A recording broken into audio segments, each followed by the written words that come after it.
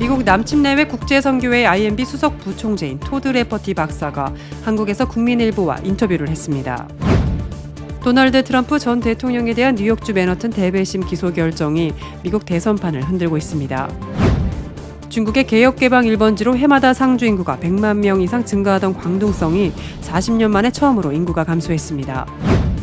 캘리포니아주에서 가장 인구가 많이 줄어든 곳은 LA 카운티로 드러났습니다. AI 안면인식 기술의 오류로 무고한 한 젊은 남성이 절도범으로 간주돼 경찰에 체포된 일이 일어났습니다.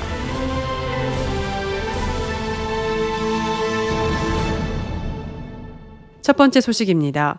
미국 남침내외 국제선교회 수석 부총재인 토드 레퍼티 박사가 한국에서 국민일보와 인터뷰를 했습니다. 국민일보는 그가 인터뷰를 통해 지금은 크리스천이 영적으로 어두운 시대이지만 그럼에도 잃어버린 한 영혼에 관심을 둬야 함을 강조했다고 전했습니다.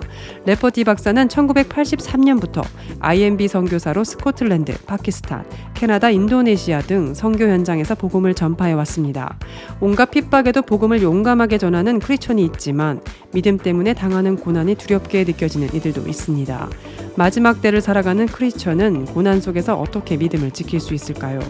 레퍼티 박사는 기도와 공동체에 답이 있다고 봤습니다. 에베소서 6장 13절은 영적 무장의 중요성을 알려줍니다. 영적으로 어두운 시대에 사는 크리스천은 말씀과 기도로 성령 충만해야 합니다. 그러나 혼자서는 이것을 이길 수 없습니다. 공동체 안에서 서로 격려하고 도우며 힘을 얻어야 합니다. 라고 그는 강조했습니다.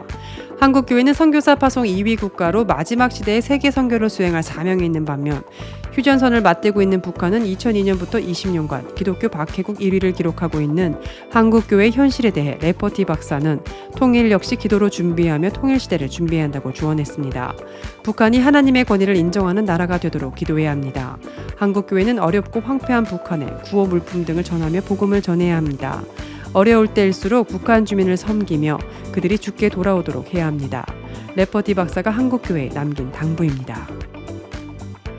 도널드 트럼프 전 대통령에 대한 뉴욕주 맨허튼 대배심 기소 결정이 미국 대선판을 흔들고 있습니다. 국민일보는 이번 기소로 트럼프 전 대통령은 지지층 결집과 동정표 확산으로 단숨에 압도적인 공화당 대선 주자로 뛰어올랐다고 보도했습니다. 이를 놓고 지지 정당별로 의견이 극명하게 갈리는 등 정치 사회적 분열은 심화됐습니다.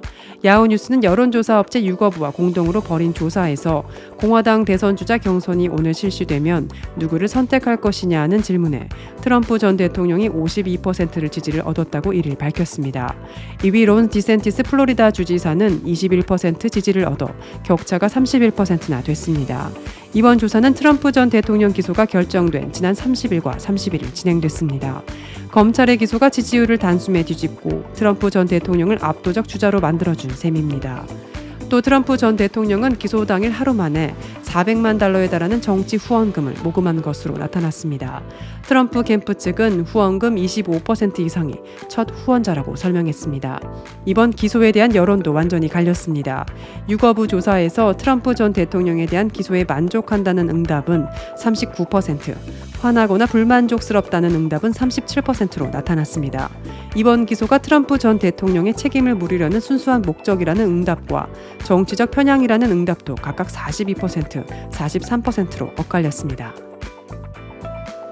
중국의 개혁개방 1번지로 해마다 상주 인구가 100만 명 이상 증가하던 광둥성이 40년 만에 처음으로 인구가 감소했습니다. 연합뉴스는 최근 광둥성이 발표한 인구 통계에 따르면 작년 상주 인구가 1억 2,656만 8천 명으로 전년보다 27만 2천 명 줄었다고 보도했습니다. 작년 중국의 인구가 61년 만에 처음 감소한 것과 달리 광둥성은 31개 성 직할시 가운데 유일하게 출생 인구가 100만 명을 넘어 인구 자연 증가 1위를 차지했습니다. 그런데도 상주 인구가 감소한 것은 유입 인구보다 유출 인구가 많았다는 얘기입니다.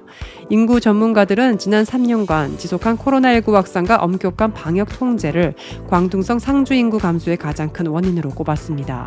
생산시설 가동이 빈번하게 중단돼 소득이 줄고 잦은 봉쇄로 이동조차 자유롭지 못하게 되자 외지 농민공들이 대거 귀향했다는 것입니다. 아울러 중국의 서부대개발 프로젝트에 따라 스촨 등 서부 내륙 도시들의 경제 성장이 종전 경제 거점이었던 광둥이나 동부 연안 도시들을 앞지르면서 돈벌이를 위해 외지로 나가는 서부 내륙의 농민공들이 갈수록 줄어드는 것도 광둥성 상주 인구 감소에 영향을 미쳤습니다. 광둥성의 높은 물가도 외지 농민공들의 유입을 꺼리게 하는 요인 중 하나로 지적됐습니다. 캘리포니아주에서 가장 인구가 많이 줄어든 곳은 LA 카운티로 드러났습니다. LA 카운티는 연방 센서스국 조사 결과 지난 2021년 7월 1일부터 2022년 7월 1일까지 인구가 9만 704명이 줄어든 것으로 드러났다고 라디오 코리아 뉴스가 전했습니다. 캘리포니아주 전체적으로 같은 기간에 11만 3,649명이 줄었는데 80%가 넘는 인구 감소가 LA 카운티에 집중된 것입니다. LA 카운티는 사망과 출생 등 자연적 변화에서는 18,288명이 늘어난 것으로 나타났습니다. 그런데 이민, 이주 등 미그레이션 체인지에서는 마이너스 10만 9,018명으로 나타나 LA로 이주한 사람들보다 떠난 사람들이 크게 많았던 것으로 조사됐습니다. LA의 높은 물가, 주거비용, 렌트비, 세금 등이 다른 곳으로 떠나는 사람들이 늘어나는 이유였습니다. LA 카운티 다음으로는 산타클라라, 알라메다, 샌 메테오 등 북가주 카운티들이 나란히 인구 감소 순위 2, 3, 4위에 올랐습니다. 역시 비싼 물가와 거주 비용 등이 원인으로 꼽혔습니다. 반면 2021년 7월 1일부터 2022년 7월 1일 사이에 캘리포니아주에서 가장 인구가 늘어난 곳은 리버사이드 카운티였습니다. 출생이 사망보다 5,685명 더 많은 것으로 나타났고 이주, 이민 등에서도 15,525명이 더 늘어났습니다. AI 안면인식 기술의 오리로 무고한 한 젊은 남성이 절도범으로 간주돼 경찰에 체포된 일이 일어났습니다. 이로 인해 인공지능 AI가 눈부신 발전을 거듭하고 있는 요즘이지만 AI를 이용한 안면인식 기술이 만능이 아니라는 것이 드러났습니다. 뉴욕타임즈는 조지아주에서 랜들리드 씨가 지난 2022년 11월 애틀랜타 부모님 집으로 차를 몰고 가던 중 고속도로 한복판에서 경찰에 체포됐다고 보도했습니다. 지난 여름에 루이지애나주 뉴올리언스에 있는 한 상점에서 훔친 신용카드로 $13,000 상당의 명품 지갑과 가방을 구입했다는 혐의로 체포된 것입니다. 경찰은 상점 내 감시 카메라에 찍힌 범인의 얼굴을 AI 안면인식 기술로 분석한 결과 랜들리드 씨가 유력한 용의자로 특정돼 체포한 것이라고 설명했습니다. 그러나 그는 변호사가 절도 피해를 봤다는 가게의 CCTV 영상을 직접 확인한 후 누명을 벗고 구치소에서 풀려나 석방될 수 있었습니다.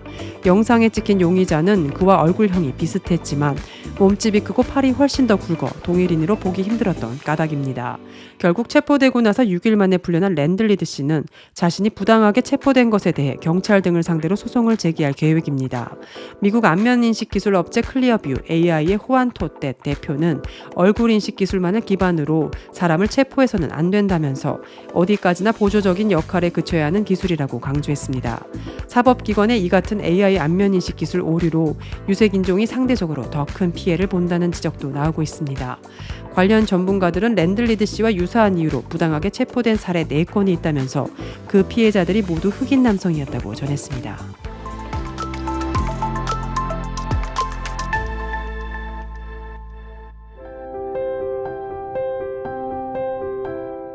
세상을 밝히는 크리스천 소식입니다. 케냐 수도 나이로비의 대표적인 슬럼가 중 하나인 카리오반기에 다 쓰러져가는 학교가 있습니다. 마운틴 케냐 학교입니다. 재학생이 모두 300명가량인 이 학교는 낡은 양철판으로 만든 시설이 노후한 데다 폭우로 인한 침수 피해까지 입어 건물 안에서 공부하는 학생들의 안전이 염려될 지경이었습니다. 이 학교 학생 대부분은 저소득 한부모 가정에서 생활합니다. 게다가 코로나19로 인해 많은 부모가 직업을 잃어 외부의 지원 없이는 학생들이 교육을 유지할 수 없는 실정입니다. 이곳에 도움의 손길을 뻗은 사람들이 있습니다. 바로 대한민국 국제구호개발기구 구피플입니다. 구피플은 2억 8천만 원을 투입해 마운틴 케냐 학교를 재건축했습니다. 새 건물에는 기존 교실보다 확장된 교실 12개와 행정실이 구축됐고 기존에 없던 운동장을 새롭게 조성했습니다. 학업이 필요한 기자재 제반도 지원함으로써 학교가 완공되는 즉시 학생들이 공부할 수 있게 됐습니다. 구피플은 특히 기후변화로 인해 잦은 홍수가 일어나는 카리오반기의 지역 특성을 고려해 1층을 비우는 필로티 구조로 설계해 침수 피해를 예방했다고 전했습니다. 주우주 무누베 나이로비 카운티의회 의원은 아이들에게 사랑을 전하기 위해 먼 대한민국 땅에서 케냐 나이로비까지 찾아와준 구피플에 감사하다며 학생들도 오늘 받은 사랑과 열정을 잊지 말고 받은 사랑을 이웃과 나누는 삶을 살기를 바란다고 전했습니다.